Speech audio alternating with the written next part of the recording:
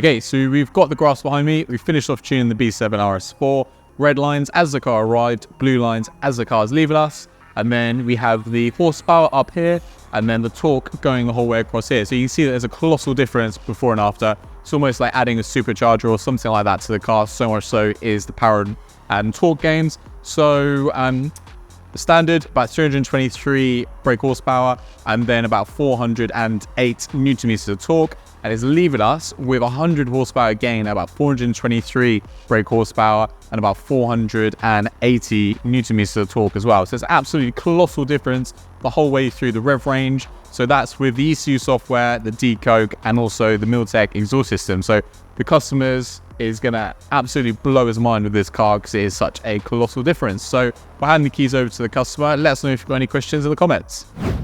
Thank you for watching this video. If you haven't done already, then give us a thumbs up. If you want to watch some of our other videos that YouTube thinks you'll like, then click up here. If you want to watch some other videos in the same playlist, then click here. And if you haven't done already, then hit the subscribe button right here.